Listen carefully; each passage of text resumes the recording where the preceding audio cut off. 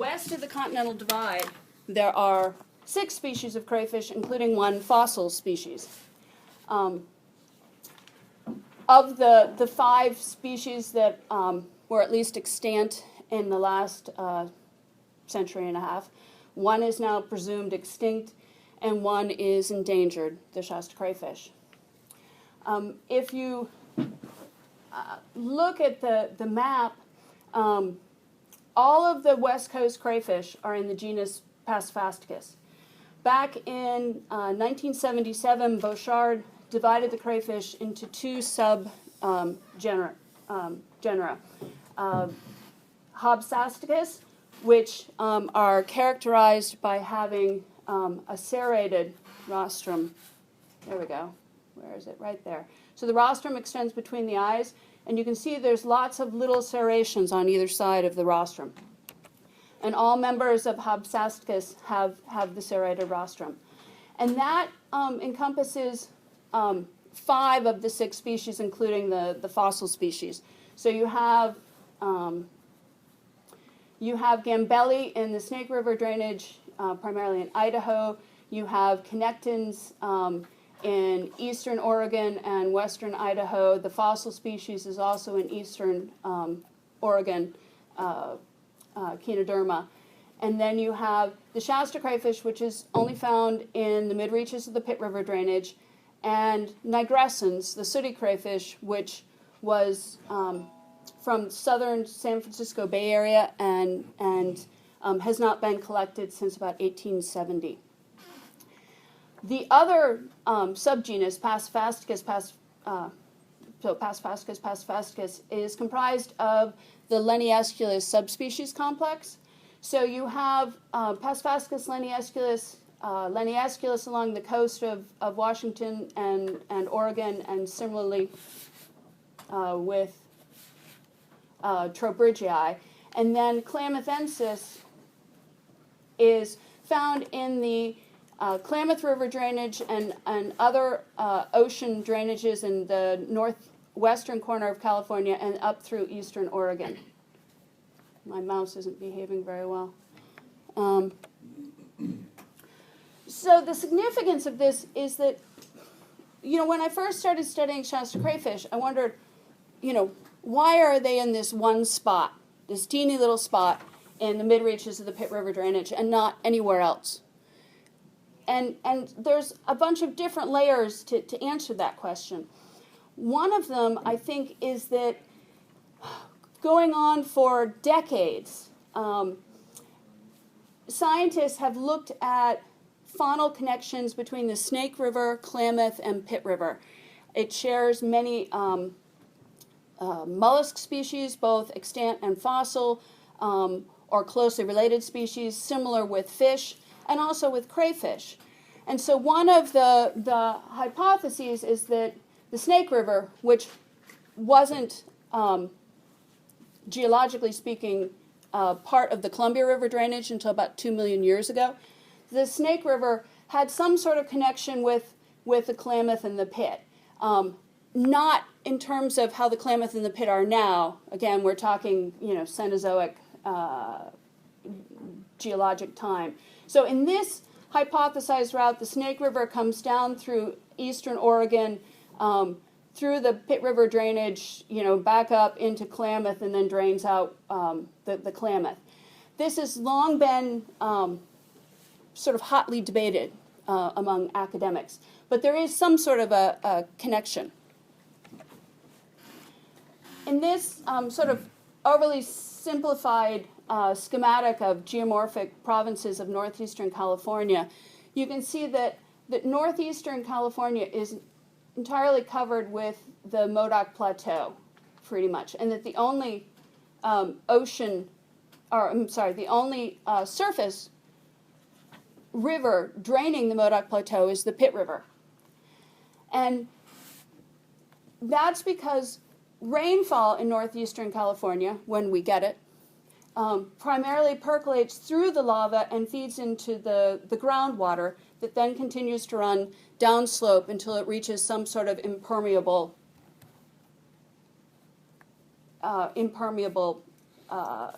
contact. And even the Pitt River, the only surface drainage in the northeastern California, is a losing reach in the upper portions. So it actually, as it flows down gradient, the Pitt River in the upper part of the reaches loses water to the groundwater. In addition to the Modoc Plateau, the area that we're talking about, mid-reaches of the Pitt, is right at the border of the Cascade Range and the northern Sierra Nevada ranges. So you have these three geomorphic provinces sort of meeting right in the mid-reaches of the Pitt River, which adds to the diversity of the fauna there. In this map from California Divisions of Mines and Geology, again showing northeastern California, you can see the Modoc Plateau, you can see the Pitt River. I wish I could get the mouse to behave better. The Pitt River, there we go, going through. And then right here in the mid-reaches of the Pitt, you have Pleistocene-Pliocene lakebed sediments. So your impervious layer. So groundwater from northeastern California runs down gradient until it hits this impermeable lakebed sediment, and then it comes to the surface in contact springs. And because of this unique situation, the mid-reaches of the Pitt River has one of the largest, if not largest, spring systems in the lower 48 states. And because of these springs, you have an amazing community of aquatic organisms that live there. This is a picture of Burney Falls. In the summer, a very short distance upstream of the falls, the channel is dry. Springs feed the whole upper channel, and indeed most of what you're seeing in this picture, all this water coming out of the surface, out of the edge of the front face of the falls, are springs. And so this is a tremendous amount of water that all of a sudden suddenly appears. And this is what makes the mid-reaches of the Pitt River so unique and special, and helps contribute to the amazing community of animals that you find there. This is, in some areas, you have springs just coming up through sand and fines. All this put together creates prime Shasta crayfish habitat. This is an example of what is very common throughout Upper Fall River and Hat Creek. You've got your lava flow on the right looking at this side. You have your lakebed sediment on the left looking at this side. So the springs are all coming up here along the right. You have lava cobble and boulders on top of gravel. You have a constant supply of, or fairly constant supply of spring water that comes out at an amazingly constant temperature. Right in these spring sources, if you measure temperature throughout the year, many of them vary less than 1 degree Celsius throughout the year. So in the summer when you get in, it'll take your breath away. If you look at it in the winter, there's steam coming off the water and you think you have a hot spring. And it's still right around 11, 12 degrees Celsius.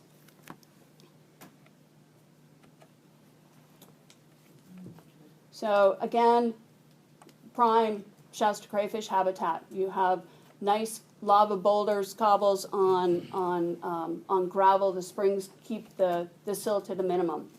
So all this creates a really interesting, unique aquatic community.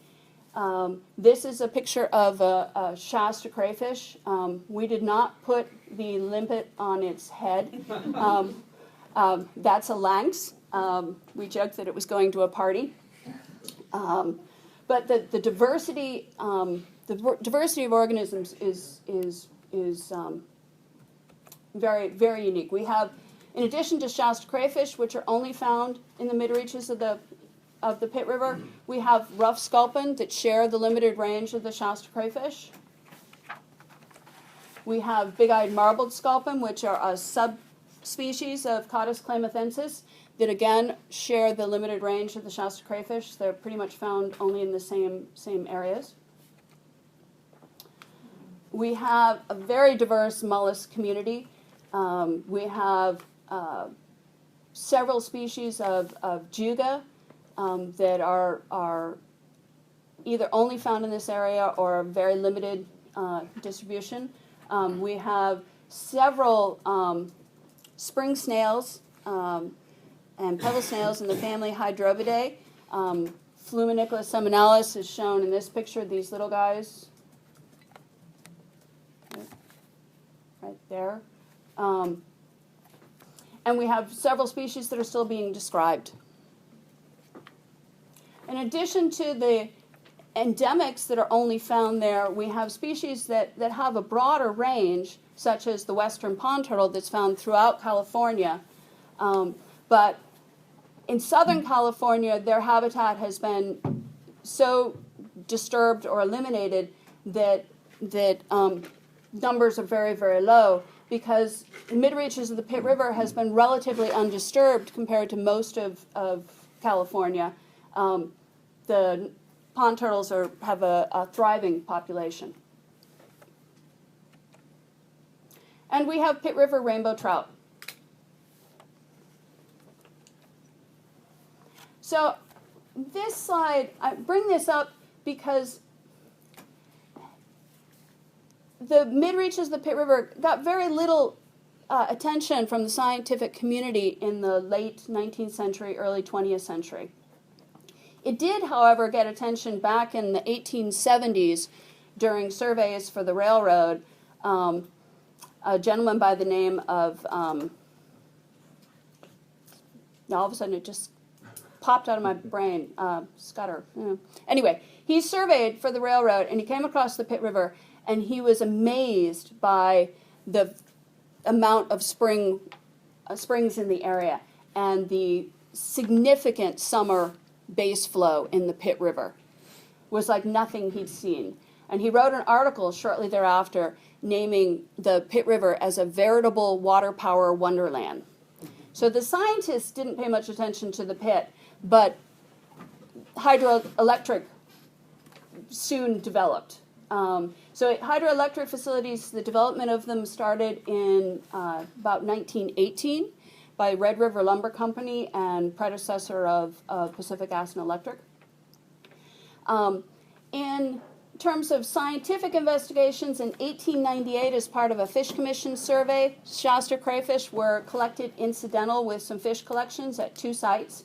They were later described by Faxon, and the Fall City became the type locality, so Fall River at Fall River Mills. Again, in the 30s, from University of Michigan, there was a fish study that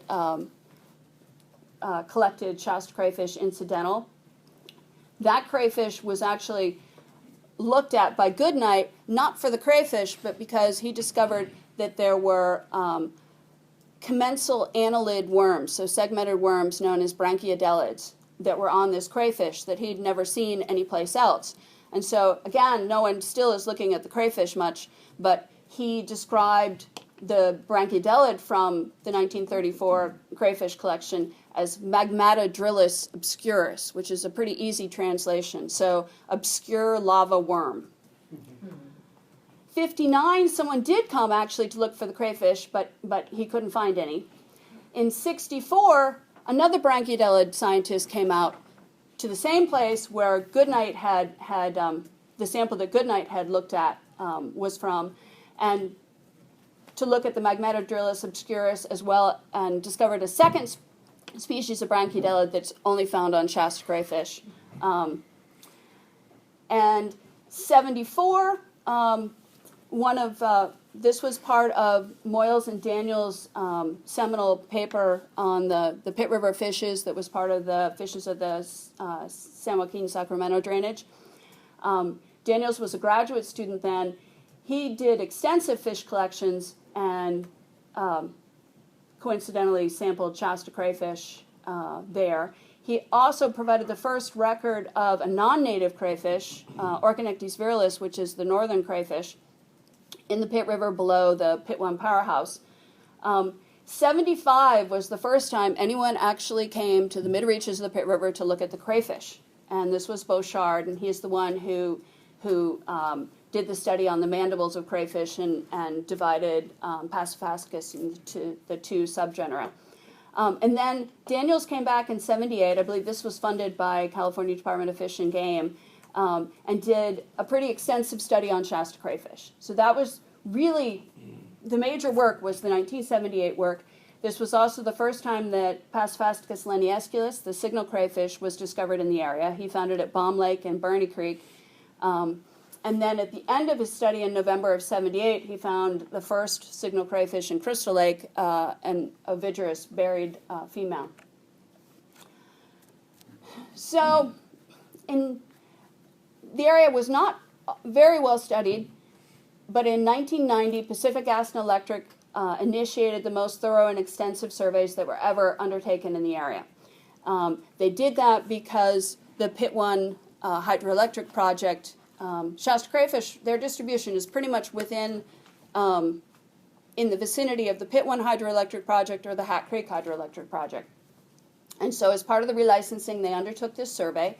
I started in 1990, surveyed the entire Fall River drainage from the headwaters all the way down, the Pitt River downstream, all the way to Lake Britain, and then Hat Creek from the Rising River subdrainage down. The final surveys of Rising River were done under contract with Department of Fish and Game. This sort of, my first decade in the area, I think, I could term as a period of discovery, because the area was so little studied previously. It was a very exciting time. I found 15 previously undiscovered locations of Shasta crayfish. I rediscovered 3 where Daniels had found them, but they'd been presumed extirpated. It was very much a period of discovery. I also found that downstream of the powerhouse, so here, this reach, which is where Orconectes virilis was found in the 70s, the signal crayfish had now replaced virilis in that reach. And virilis were found upstream of the powerhouse, but not downstream of the powerhouse.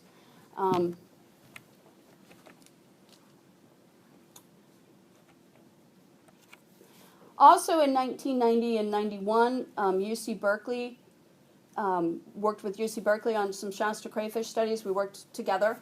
UC Berkeley studies were funded by Fish and Wildlife Service through Section 6 grant and Fish and Game through the tax return checkoff. They also helped with the snorkeling and scuba diving, and we did marker capture and other quantitative studies and nocturnal observations of the crayfish.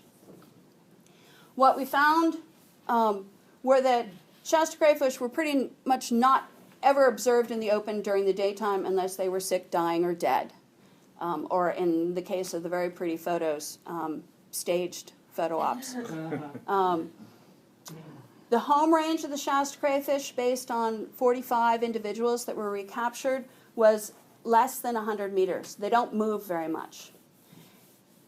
And even at night, they're obviously more active at night than during the daytime, as you would expect for a nocturnal animal. But even at night, very few individuals were observed in the open at any time. Mostly, we were on pool floats, lying on top of the water with red light sort of reflected up at the surface, freezing. And you would see very few individuals. They would sort of come out on the edge of the rock, and they would graze on the edge of the rock, and they would go back under. You just didn't see very many. And if it was a full moon, you didn't see any. Signal crayfish, on the other hand, were commonly found in the open during the day, commonly observed in the open walking upstream. So very different behaviors. This picture of a Shasta crayfish with second instars on the abdomen, a female, obviously. There are lots of other differences between the two species, the signals and the Shastas. Shastas have at most 70 larger eggs. Signals can have 300 or more smaller eggs. Signal crayfish are very fast growing, so they reach maturity at a much younger age, about 2, compared to Shasta crayfish at about 5. and their behavior is hugely different. You know, I could give you a bucket mixed with the two species and tell you nothing, and you could divide them into two based on, you know, behavior alone. If you have a bucket of signal crayfish, you almost can never pick up one crayfish because you will have a chain of crayfish, like the monkey game that kids play. Shasta crayfish, in the native environment, you can turn over a rock and you can find Shasta crayfish of all ages under one rock. You can have young a year, little young a year, you can have large males, you can have buried females, all under one rock. Never observed any cannibalism, any aggression between species. Signal crayfish, even in the field, I've observed cannibalism. It tends to be opportunistic. One crayfish comes across another that molted recently, soft-shelled crayfish, fair game, and certainly found it in the lab as well. So pretty much, signal crayfish have all the characteristics of a good invasive species, a good invader. Shasta crayfish are incredibly well adapted to their native environment, but they're not adapted to a non-native crayfish that is a predator and a competitor because they didn't evolve with that. Shasta crayfish's behavior in the wild, they pretty much stay under large rocks that can't be turned by aquatic, you know, mammals, raccoons, minks, otters, wading birds, and they stay under these rocks, and they're not out where the fish can get them. Their behavior is very well adapted to the native community. The signal crayfish can go right where the Shasta crayfish are, so that behavior doesn't work. So,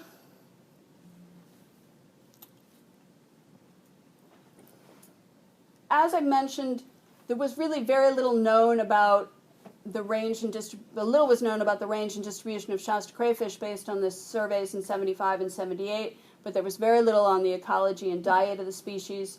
So when I started my doctoral research, I was looking at the effects of the invasive signal crayfish, because that was the one that was primarily found either where Shasta crayfish were or were rapidly moving up to those areas, and appeared to be replacing Shasta crayfish where they were found.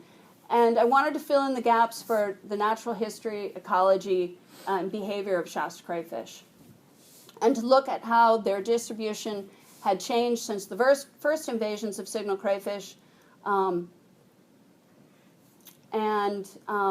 then also look how the distribution and range of signal crayfish had changed, and document changes in species abundance where the two species were found together.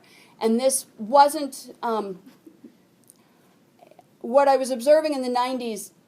There wasn't the same response when signal crayfish invaded all of the different areas. In some areas like Crystal Lake, where signal crayfish first invaded in 1978, November of 1978, we have a month, you still had Shasta crayfish there. They were persevering. In other areas, signal crayfish would come in, and the Shasta crayfish would almost seem to disappear overnight within a very short period. So this is the signal crayfish, named for the light spot on the chela, the claws. When disturbed, signal crayfish tend to immediately raise their claws and open them. Works very well for gape-limited predators. And you see that white signal. The other non-native in the area that was introduced first, but has been replaced by signal crayfish in the areas where it was first introduced, is the northern crayfish, Orconectes virilis.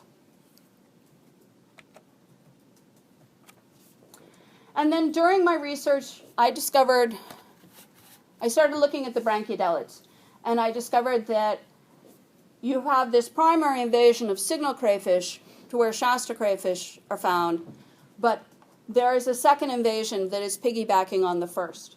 So signal crayfish have 3 species of branchiodelids, at least in the mid-reaches of the pit. And when they move into the area, those species go over to the Shasta crayfish and rapidly replace the two native species. Oh, so here, that's a Magmatodrilus obscurus, right there. You wouldn't normally find it on a rock. This was a little aquarium. Moose Peterson took this picture, and it must have been dislodged from the crayfish in the photo setup. But at the moment, I think it's the only picture I have of a Magmatodrilus obscurus. This is a signal crayfish, a claw, and this is Xeranogaton victoriensis. It's shaped like a Florence flask. It's very pear-shaped, likes the chela, and quite aggressive. So the questions I asked in my doctorate were, what are the mechanisms by which species are interacting? Is it competition, predation, or a combination? Another factor that I didn't investigate, but I think has a high likelihood of playing a part is disease. I mean, I could see that signal crayfish brought in non-native branchiodelids. I don't know what other pathogens, what pathogens they might have brought in, but in some of these areas where the Shasta crayfish just disappeared so quickly, it seems an obvious potential component. There have been a little bit of studies on potential diseases in signal crayfish up in the area, but nothing very definitive. Signal crayfish have been known to carry the crayfish plague, which is a fungal infection that helped wipe out a lot of the European native crayfish. It was brought to Europe on American crayfish. So that's one thing that I have not studied. What are the sizes and age classes that are interacting? Is it adult, juvenile, juvenile? So how does size play into it? And how do those species interactions vary in environments with different species size compositions? So I did a bunch of field cage experiments, and I found, I hypothesized that competition by signal crayfish results in decreased activity, growth rate, fecundity, and survival of Shasta crayfish. And what I found was that in the presence of signal crayfish, Shasta crayfish did indeed grow a lot slower. They decreased their activity. They started to avoid other crayfish. They increased time spent burrowing and resting when signal crayfish were present. And because fecundity and survival are generally size dependent, the decreased growth rate is likely to result in decreased fecundity and survival of Shasta crayfish in the presence of signals. I hypothesized that interspecific predation by signal crayfish further reduces survivorship and recruitment of Shasta crayfish. In the lab, I did observe large signal crayfish initiating predation on Shasta crayfish. When I started the lab experiments, in most of these areas, when signal crayfish first invaded, the Shasta crayfish are what are known as a naive prey. They don't look at other crayfish as a threat. And so in the lab, when first put together in an aquarium, the Shasta crayfish would behave as they would with other Shasta crayfish. And if, in this confined artificial environment, if they were trying to get from point A to point B and a crayfish was in the way, they would sort of walk right over them. And the first time that happened, the signal crayfish reached out, grabbed it, and started to munch. And so it seems that predation by signals is at least part of the picture in terms of the species replacement. And then when you pull in the size effects, it definitely exacerbates the effects of the signals on the Shastas. Large signals were more aggressive and active. Competition by large signals resulted in the greatest decrease in growth rate. And in the presence of large signals, Shasta crayfish modified their behavior the most, decreasing activity and aggressive behavior and increasing burrowing, avoidance behavior, and resting. And I only saw predation of Shasta crayfish initiated by larger signal crayfish.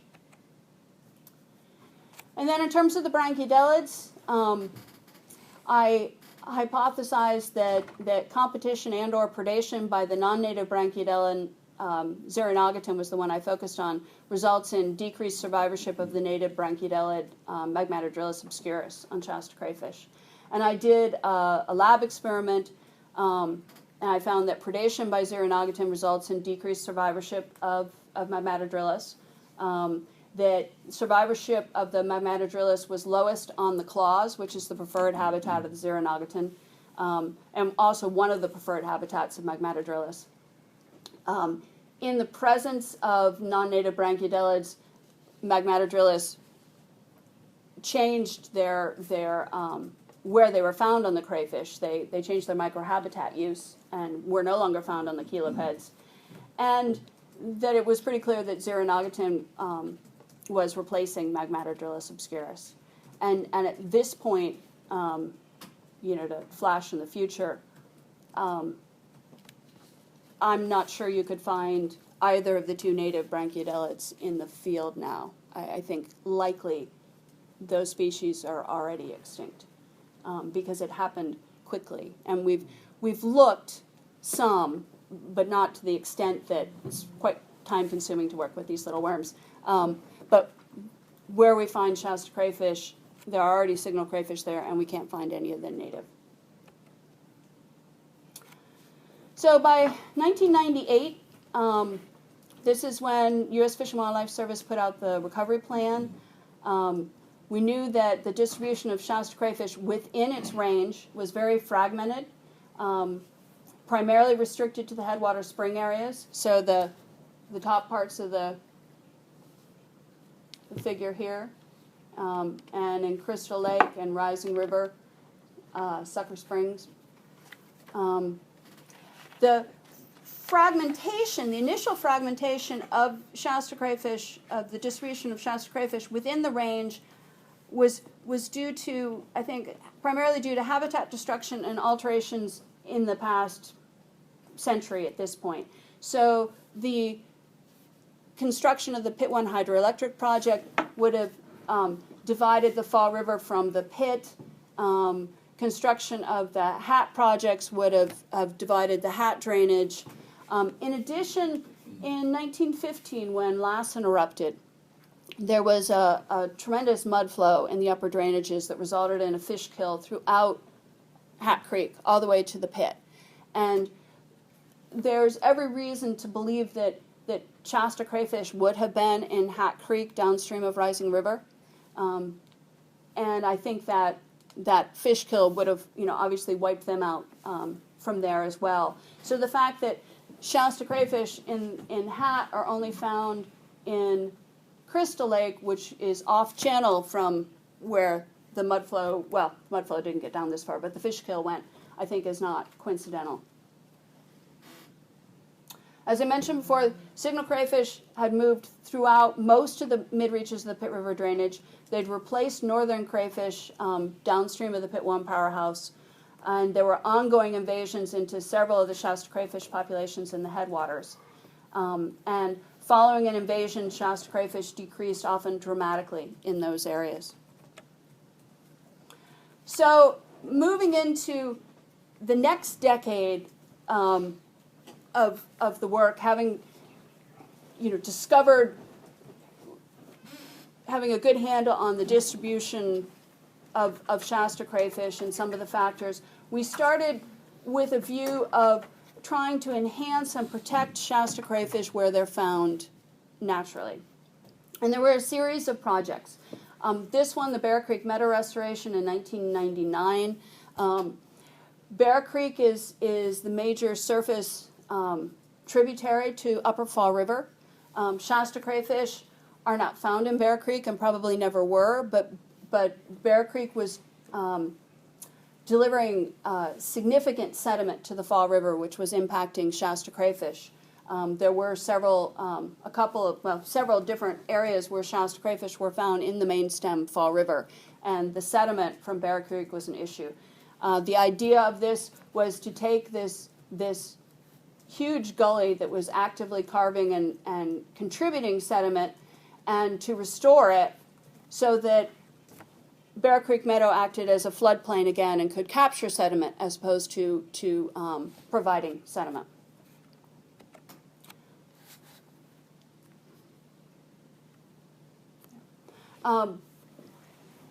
And then in terms of trying to protect existing populations, there were various areas at this point where there were sort of natural points where you could create a barrier to the upstream migration of signal crayfish to try to keep them out of these areas. And one of the obvious ones was right at the Spring Creek Road crossing. There were old culverts, the mouth of which was right at the edge of the road, and they were half buried into the sediment, that I think at some point would have been a barrier to signal crayfish, but as they filled up, they were no longer a barrier because of the roughness on the bottom.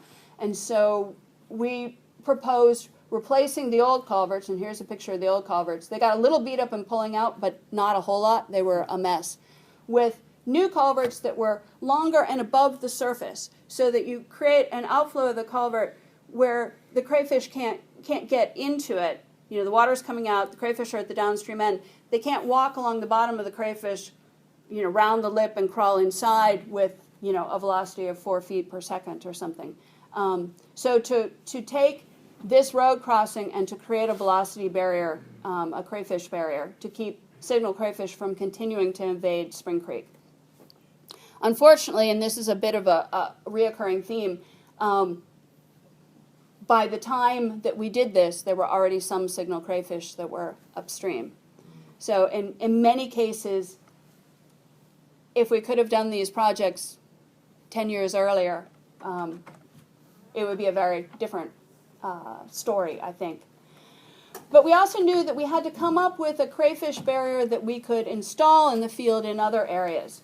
And so we did a barrier flume study in between 2002 and 2004. It was a cooperative effort funded by Department of Parks and Recreation and U.S. Fish and Wildlife Service.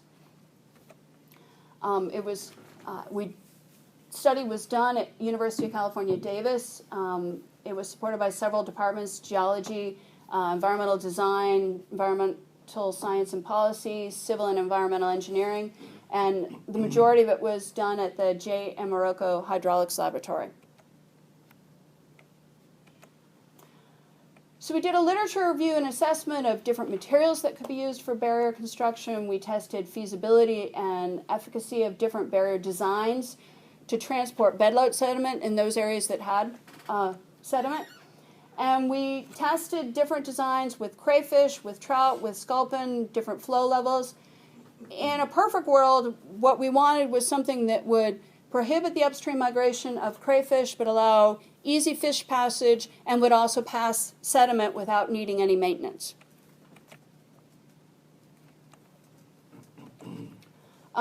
This was an example of one of the models we tried. So the idea of some sort of curve or vertical with an overhanging lip so that even if the crayfish can get partway up, they can't round that curve. We did studies in several different flumes. This one in the upper left-hand corner we used for the sediment here. And then this one was with more with the fish, trout, and sculpin.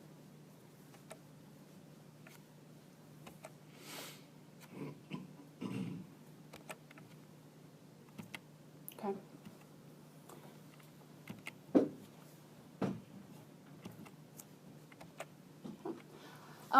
We found that both physical and velocity barriers can be effective at keeping crayfish from moving upstream. That a slick surface is key, stainless steel or aluminum, and that with a slick surface, you can, even with no flow, if it's vertical and high enough, you can create a barrier.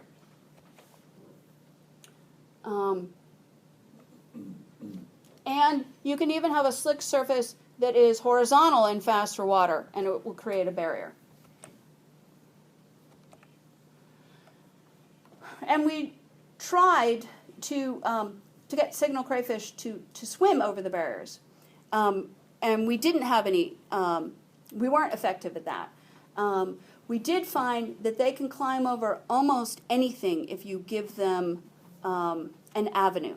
So even if you have a vertical barrier, if you have seams, that creates roughness, and they can climb up those seams. So if, as we'll see later on, if you have a vertical barrier and you have an overhang on it, you want to make sure that the seams in the vertical part don't coincide with the seams on the overhang, because they are pretty amazing at gaining purchase on almost anything. And then we were not able to come up with a design that would do everything. It would not pass sediment and be maintenance free. For most of the areas that we wanted to put in barriers, this wasn't a deal breaker. Oops. Did I finish that last one? There. Oops. Okay.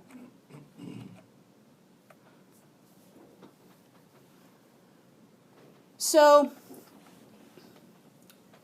during the first decade of the 21st century, the other things that were going on were that Pacific Gas and Electric Company, there are two hydroelectric projects that are within the range of Shasta Crayfish, both got new FERC licenses.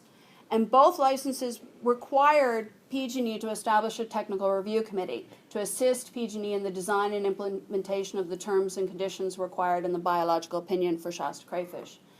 The Shasta Crayfish Technical Review Committee was established in April of 2003. It was required to have PG&E, Department of Fish and Wildlife, and U.S. Fish and Wildlife, and other resource agencies and interested stakeholders.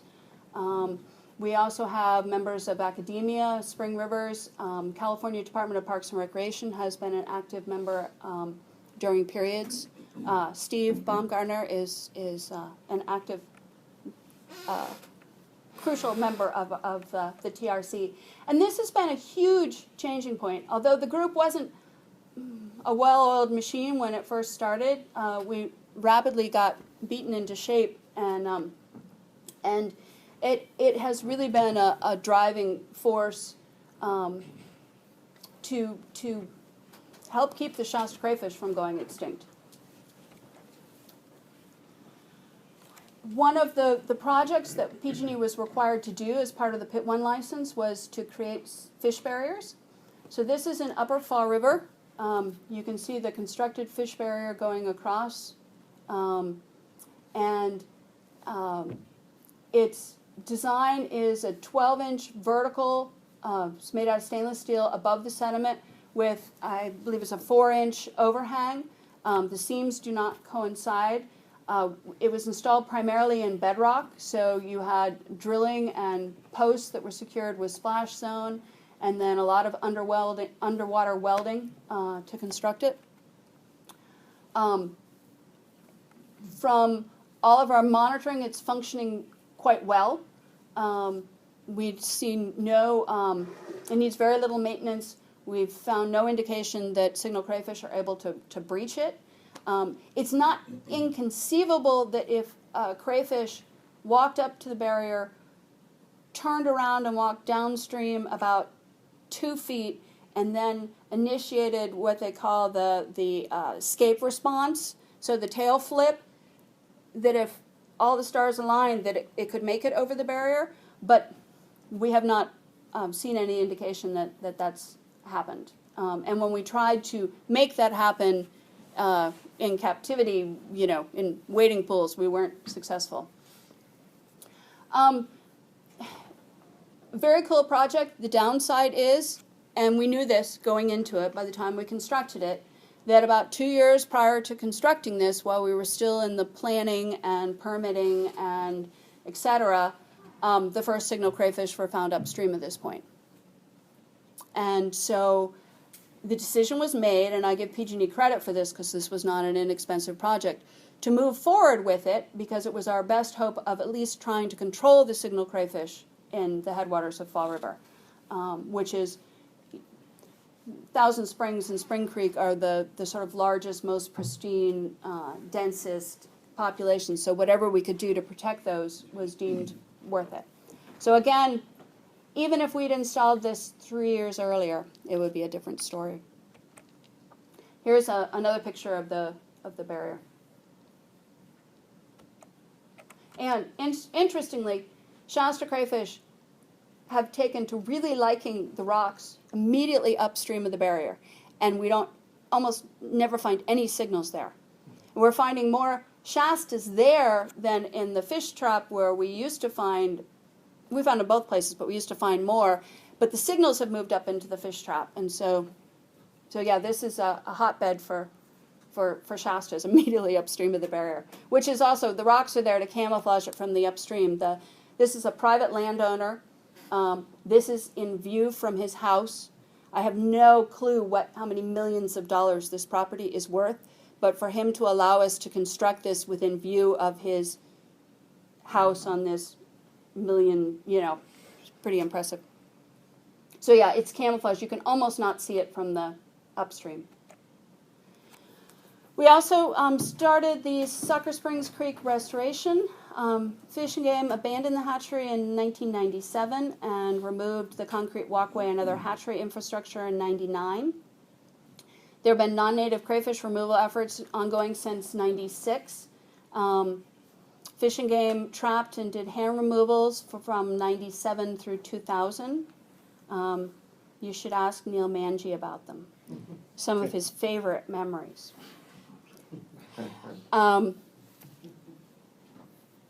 The bottom picture shows the hatchery about 5 years after the infrastructure was removed. We left the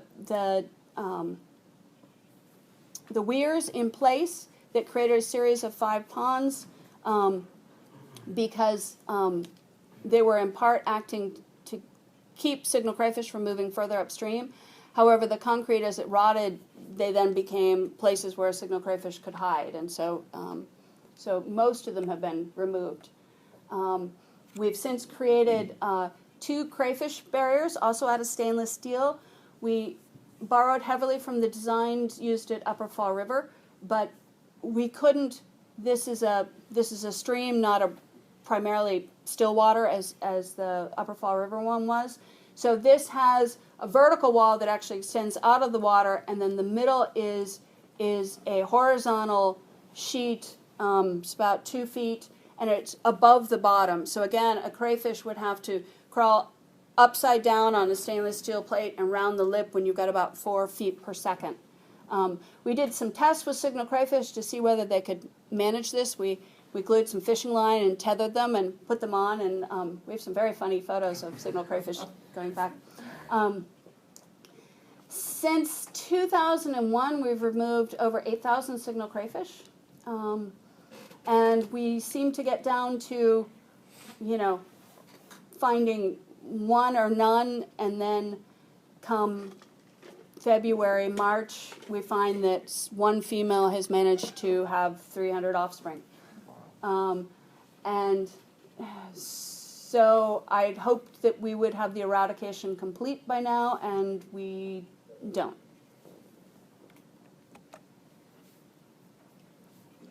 In 2003, California Department of Fish and Wildlife Service began a genetics study.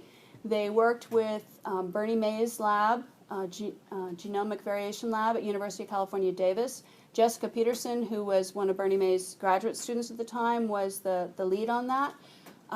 She genotyped 9 microsatellite loci from 235 individual crayfish from 9 sampling locations. So you can see. Oh. Which one is it? Is it 5? Okay. So we have, from 9 sampling locations, she found that there are 3 different genetic clusters. So we have Crystal Lake down in the Hat Creek drainage. We have Big Lake and Yashi and Lava Creek and Spring Creek, so this big cluster here, and then Upper Fall River. Found that the genetic diversity and uniqueness of Crystal Lake was far greater than any of the other areas. Upper Fall River was relatively homogeneous, and the Big Lake, Yashi, Lava Creek, Spring Creek cluster was intermediate, but significantly less than Crystal.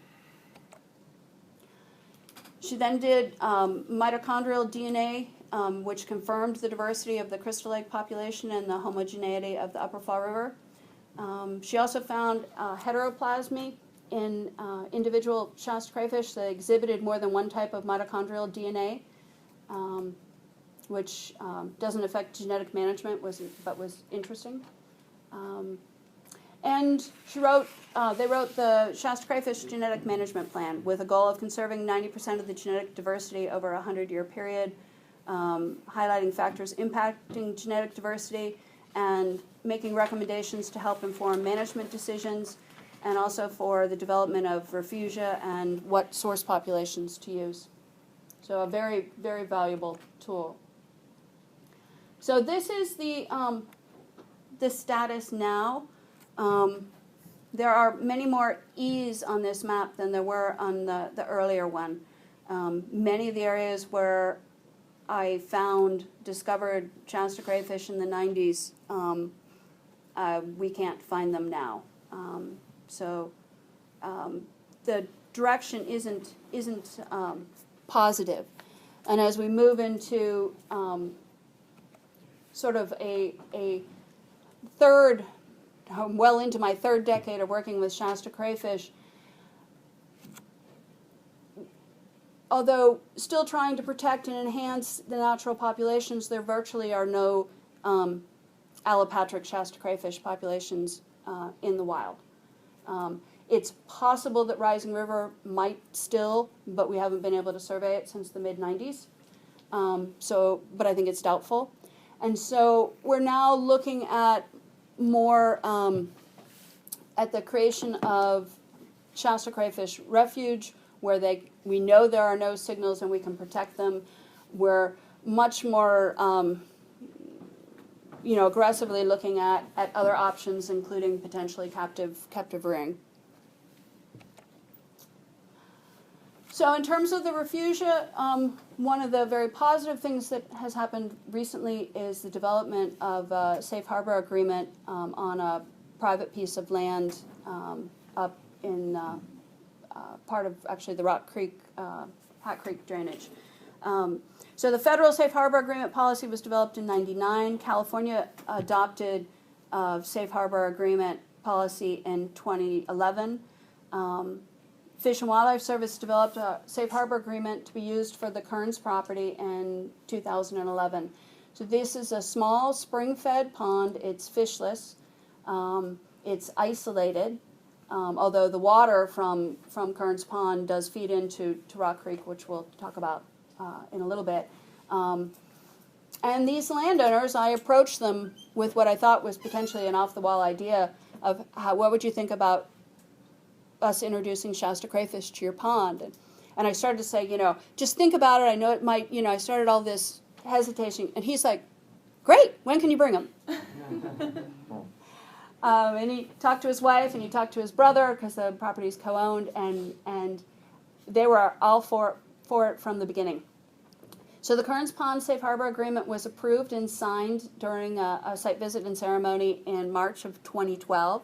The state consistency determination was signed in August of 2012, which makes the Kerns Pond Safe Harbor Agreement the first joint federal and state safe harbor agreement in California, which is pretty amazing for our little rural neck of the woods.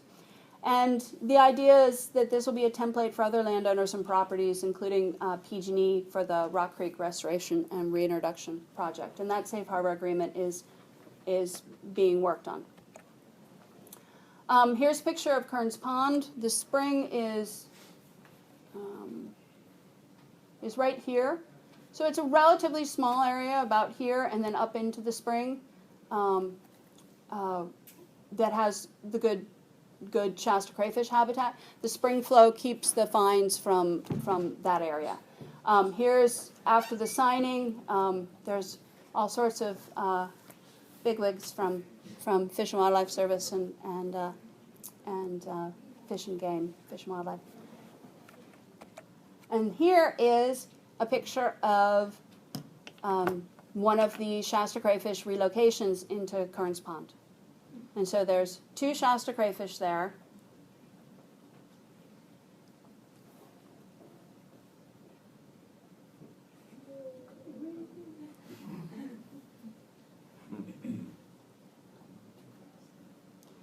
We collected the Shasta crayfish from Big Lake. Northern Big Lake used to have a strong Shasta crayfish population, but signal crayfish invaded it in early 2000s, and we surveyed the whole area and we found the 28 crayfish that we moved over to Kerns Pond. Again, it's fishless. You can see it has abundant mollusk diversity, nice looking habitat.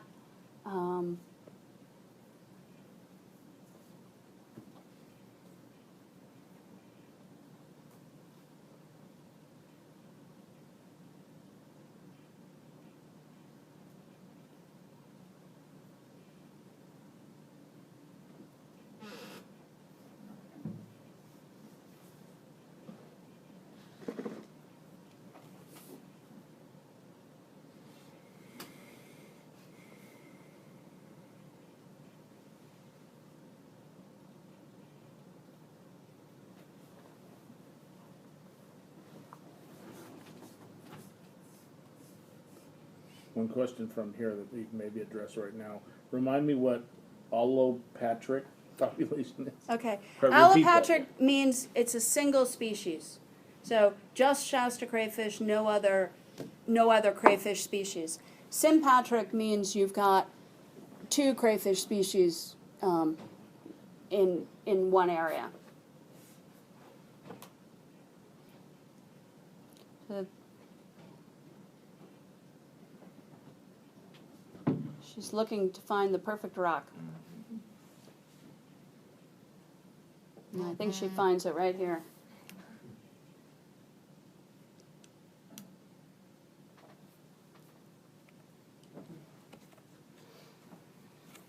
So the second refuge that we're trying to create, the Rock Creek Meadow Restoration. Rock Creek, Kerns Pond is part of this drainage, but isolated, as I said. Rock Creek is the water source for the Crystal Lake Fish Hatchery. This right here is immediately above the diversion to the hatchery, which is just right down here. At that diversion, the majority of water goes into a pipe that brings it to Crystal Lake. Here's the pipe. There's leakage from the pipe that still puts some water in the channel. This longitudinal profile shows you the diversion site, but shows that there's this nice upper meadow right here. And Shasta crayfish don't like really fast water. They like moving water, but they don't like fast water. So they were found in Rock Creek historically, but they would have only been common in the meadow sections. So this upper meadow and this lower meadow down here, they wouldn't have been found in these higher gradient. And so the proposal is to move the diversion from its current site downstream about 600 feet and restore that reach of the creek in the channel. And that is, the idea is to create a win-win situation where we have significant increase in habitat for Shasta crayfish without signal crayfish. There's no signal crayfish in the drainage, but that Crystal Lake Fish Hatchery still has the same amount of water that they had prior. So here's the existing diversion, move it downstream about 600 feet, just restore the existing channel primarily. Most of it's still there. There's a nick point where the pipe crosses out right here from the channel that we'll have to restore that bank, clean up the vegetation that's grown in the channel and such. During 2 periods, when we're changing sort of the pipes, the hatchery will go on a recycling mode. The plan is to put all of the fish in the upper 6 runways and just recycle the water for relatively short period, a couple days. And then ultimately, yeah, the pipe will connect to the new diversion site, and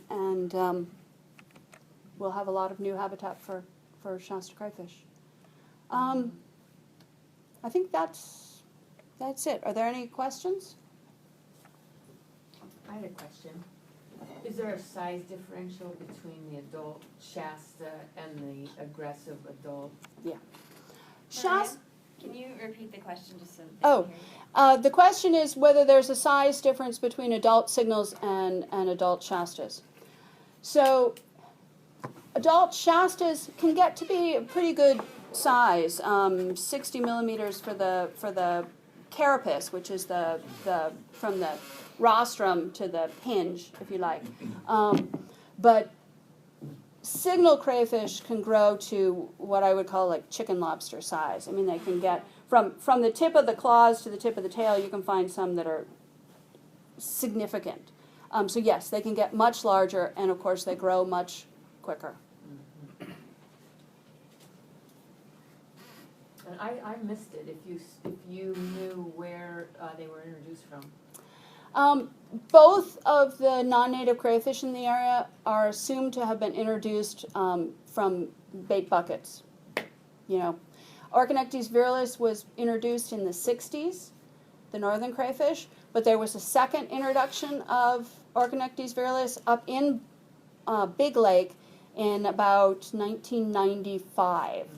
And so that was after all of the regulations and you know, illegal to bait fish, et cetera, and it happened up in Big Lake because they didn't invade there from where they were down in the pit. So there have been at least 2, one quite recent, and then signal crayfish similarly, and that was probably multiple introductions, and that was in the 70s.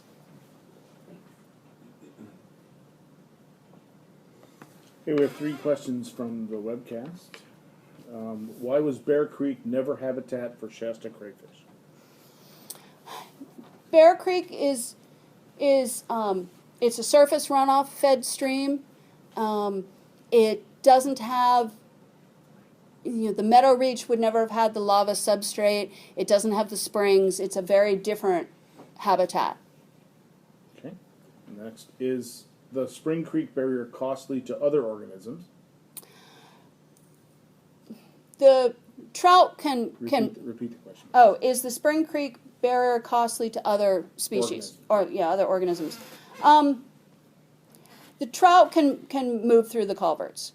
I do think that the barriers that barrier probably would prohibit sculpin, but the drainage upstream of the crossing is significant in size, with a significant population of both rough and big-eyed marbled. Okay, and one more. What is your long-term prognostication, especially with climate change in mind? Long-term. Repeat the question, please. What's the long-term prognostication? I was going to try to avoid using that word. For Shasta crayfish. I think in the absence of pretty aggressive intervention by humans, Shasta crayfish will be extinct in my lifetime. I think with the help of the Shasta Crayfish Technical Review Committee and active cooperation from California Department of Fish and Wildlife Service, U.S. Fish and Wildlife Service, which we have and have had for the last couple decades, and the Technical Review Committee has helped with that, and we meet at least twice a year. I think that I think that we have a reasonable chance of preventing the extinction of Shasta crayfish. I think it's an uphill battle. I think that the answer is going to be primarily protected refuge areas where we can keep the signals out. Not surprising, but still somewhat surprising to me, the eradication of signal crayfish, even from relatively discrete areas, has been incredibly difficult. I would love a magic bullet, but we've yet to find one. But, you know, I think having a group of people who are focused on preventing the extinction of Shasta crayfish, which is what the TRC and the recovery team has been the biggest benefit. And the idea of everyone working together, and sooner rather than later, you know, if we could have, you know, working with grad students who express an interest in a species, getting together sooner, quicker. You know, if I could only turn the clock back a decade or two and know what I know now and be able to do this stuff. I mean, back in 1995 or 6, one of the owners of Rising River said, build a barrier across Rising River, I'll pay for it. But I couldn't take her money and build something that I didn't know would work. And now I don't have that opportunity, you know. So I think getting together, working together, I don't think there's such thing as a strange bedfellow. I mean, you know, PG&E, Fish and Wildlife, Fishing, Cal Wild. Working together as soon as possible on some of these species, because it's not just the Shasta crayfish. I mean, I gave you the example of the native branchiodelids. So, and most people who cares about branchiodelids, branchia what's. But we probably already have 2 species that are extinct. We don't know what else has disappeared. And it changes the whole community. I mean, everything is connected to everything else. And so you cannot replace Shasta crayfish with signal crayfish and think that it's not going to have a myriad of changes. And we barely understand, you know, any of them. And obviously preventing the introductions is the way to go. And you know, California Department of Fish and Wildlife Service, everyone is much more, you know, active working to prevent extinctions, but just working together to try to protect our native biodiversity. And the mid-reaches of the Pitt River with Fall River and Hat Creek and the springs all along the Pitt River, I mean, it's a community like none other and is incredibly special. Okay, and one more. Can you speak to the potential for mechanical fuel treatments or prescribed fire to disturb habitat by increasing sedimentation? Better repeat that. Paraphrasing, controlled burns. Certainly, if not managed appropriate, controlled burns can increase sedimentation, and for any natural system, we need to plan accordingly and manage to avoid disturbance whenever possible. I have a question for you, actually. Do you know what the difference is between the native branchiodelids and the invasives for the Shasta crayfish? Like, how is the relationship different? So the question is, how is the relationship different between the native branchiodelids for the Shasta crayfish compared to the non-native branchiodelids? And I don't have that answer, but given that they evolved together, you know, there's certainly is a difference. In terms of behavior of the species, again, the Xeranogaton, the non-native, is much more aggressive. I mean, very different behavior. Both of them, use the crayfish as a means of locomotion, source of food. They graze off the crayfish. The non-native branchiodelids, there's always the potential for that they are also bringing in pathogen disease. There's an awful lot that's unknown. So why were they not federal and state listed, the branchiodelids? Branchiowats? But it is interesting that people came out to study the branchiodelids before anyone came out to study the crayfish. Question on creating new isolated populations, and you mentioned the GMP being done for the Shasta Crayfish. Or what's long-term maintenance then on keeping genetic diversity, not having bottlenecks going on with these new started smaller populations? Right. Right now we're talking about sampling about every 5 years to monitor the genetic diversity. But what we're looking at right now, the sampling was done by taking the tip of the second walking leg. Actually, it was even more than the tip. And we